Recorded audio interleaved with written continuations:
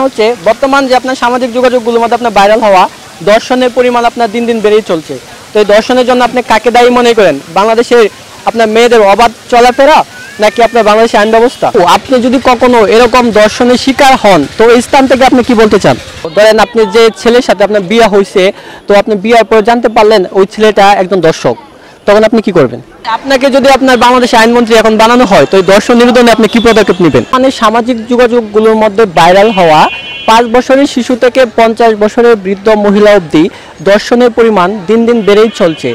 তো এই দর্শনের জন্য আপনি বাংলাদেশে কাকে দায়ী মনে করেন? বাংলাদেশের আইন ব্যবস্থা নাকি বাংলাদেশে বর্তমানে ধারণ করা ওয়েস্টার্ন কালচার? আমার প্রথমত আইন ব্যবস্থাকে দায়ী মনে হয়। কোনটাকে আপনি দায়ী মনে করেন? এই মেয়েদের ধর্ষিতার বিষয়ে একমাত্র কারণ হচ্ছে তাদের বাবা মা। দর্শনের জন্য আপনি কাকে দায়ী মনে করেন? বাংলাদেশের আপনার আইন না, বাংলাদেশের আইন ব্যবস্থা নাকি ওয়েস্টার্ন কালচার? আইন ব্যবস্থা। তো আপনি আইন ব্যবস্থাকে কেন দায়ী করতেছেন? কারণ ওয়েস্টার্নটা মানে নিজের ইচ্ছা মতো, আমার যেটা ইচ্ছা আমি সেটাই পড়বো মনে হয়, ওইটার ওপর কোনো ওয়েস্টার্ন কালচারের কোনো ফ্যাক্ট। আপনি আইন ব্যবস্থাকে কেন দায়ী মনে করতেছেন? কারণ সুষ্ঠু আইন নাই বাংলাদেশে, সেজন্য। দর্শনের পরিমাণ দিন দিন বেড়ে চলছে, তো এই দর্শনের জন্য আপনি কাকে দায়ী করেন? বাংলাদেশের আইন ব্যবস্থা নাকি ওয়েস্টার্ন কালচার? না না, এটা আইন ব্যবস্থা তো কিছু দায়ী আছে, আর কালচারও, ফরেস্টের কালচারও দায়ী মূলত আমি মনে করি। বিশেষ করে এই উঠতি বয়সের যে ছেলে আছে, কিশোর কিশোরী, এদেরকে আসলে পরিবারের ট্যাকেল দেওয়ার কথা, পরিবার ওইভাবে ট্যাকেল দেয় না বলেই তারা আজকে এই পথে ধাবিত হচ্ছে। আমার দৃষ্টিকোণ থেকে এটাই আমি মনে করি। আচ্ছা, আইন ব্যবস্থাকে আপনি কেন দায়ী মনে করছেন? আইন ব্যবস্থা যদি এরকম যারা করে তাদেরকে যদি উপযুক্ত শাস্তি দেওয়া হতো, প্রকাশ্যে শাস্তি দেওয়া হতো, তাহলে হয়তো তারা এরকম করতো না। আপনি কেন আইন ব্যবস্থাকে প্রথমত দায়ী করতেছেন? কারণ আইন ব্যবস্থা এখনো আমাদের দেশে কার্যকর হয় না। কারণ একজন, এই যে দর্শন হচ্ছে, একজনকে যদি কঠোরভাবে শাস্তি দেওয়া হতো তাহলে এরকম দ্বিতীয়জন এই মানে এরকম কোনো পরিস্থিতির সম্মুখীন হতে পারতো না। আপনি মেয়েদের বাবা মাকে দায়ী কেন করতেছেন? কারণ মেয়ের বাবা মা যদি তাকে ছোট থেকে পর্দা করার আগ্রহী দেয়, ইসলামিক জ্ঞানের শিক্ষা দেয়, তাহলে সেই মেয়েটা 100% শিওর যে দোষিতা হবে না।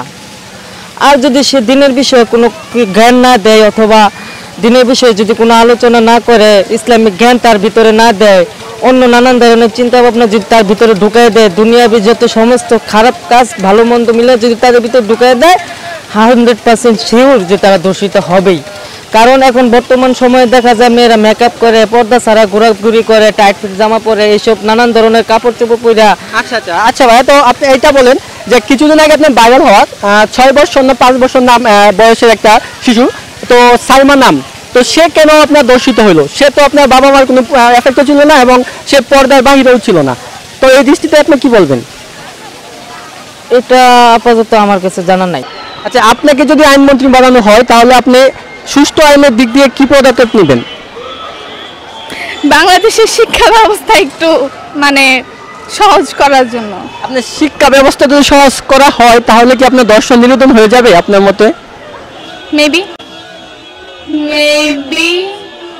আপনি এটা বলতে চাচ্ছেন যদি আপনাকে আইনমন্ত্রী বানানো হয় তাহলে আপনি শিক্ষা ব্যবস্থাকে আপনি সহজ করে দিবেন। তো এই মেসেজ যদি বাংলাদেশের আপনার যে স্টুডেন্টের কাছে পৌঁছায় তাহলে কিন্তু আমরা কালকে সকালে দেখবো যে আপনার ফেসবুক এবং সামাজিক যোগাযোগগুলোর মধ্যে আপনার তুলপার হয়ে গেছে, অমুক আপুকে দীপুমণির বদলে শিক্ষামন্ত্রী হিসাবে দেখতে চায়। আপনাকে যদি আপনার বাংলাদেশের আইনমন্ত্রী এখন বানানো হয় তো এই দর্শন নিরোধনে আপনি কি পদক্ষেপ নেবেন?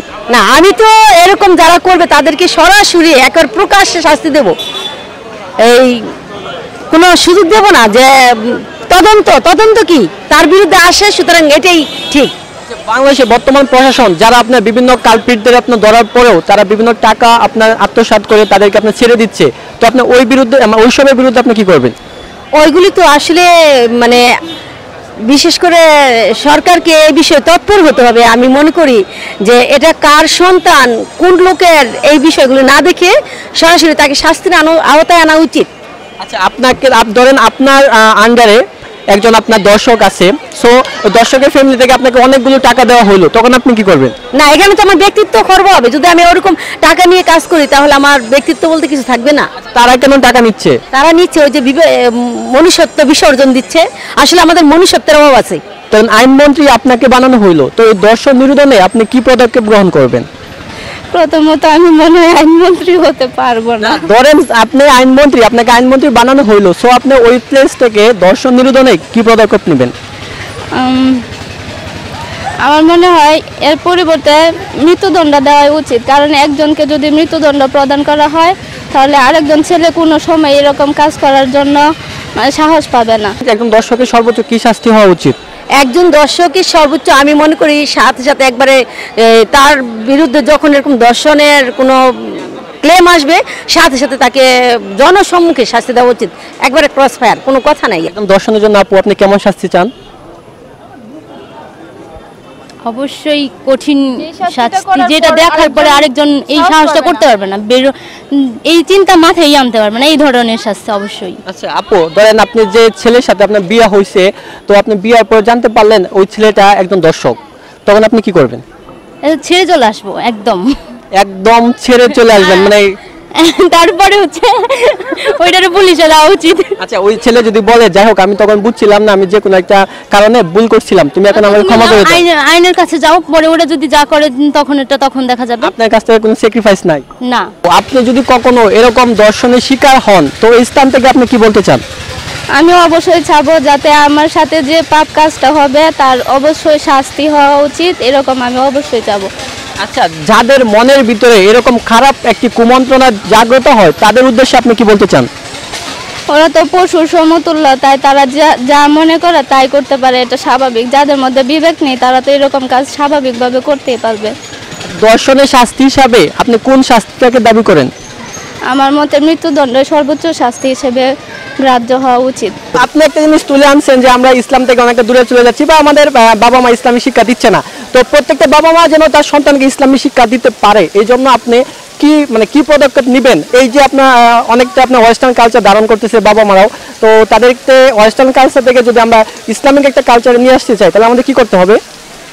এখন ইসলামিক কালচারে আনতে গেলে আপনার মেয়েদেরকে দেখতে আগ্রহী থাকতে হবে ইসলামিক জ্ঞানের দিকে, যে আমি ইসলামিক অনুযায়ী চলবো। আগ্রহটা বাড়াইতে হবে আমাদের। আগ্রহটা বাড়াইতে হলে তাদেরকে আমাদের দিনের দাওয়াত দিতে হবে, ইসলামের দিকে দাওয়াত দিতে হবে, সালাম দিতে হবে, আপু এই কাজ করলে ভালো হবে, ভাইয়া ওই কাজ করলে ভালো হবে, এই কাজ করলে ভালো হবে না, এইভাবে যদি আমরা মেহনত করতে চাই আশা করা যায় তারা দিনের পথে আসতে পারবে। অসংখ্য ধন্যবাদ ভাইয়াকে। ভাইয়া অনেক সুন্দর একটা ইনফরমেশন আমাদের চ্যানেলে বর্তমান দর্শন হওয়ার জন্য যে সর্ব প্রেক্ষাপটে যে দায়ী তাকে আপনার দায়ভুক্ত করার জন্য।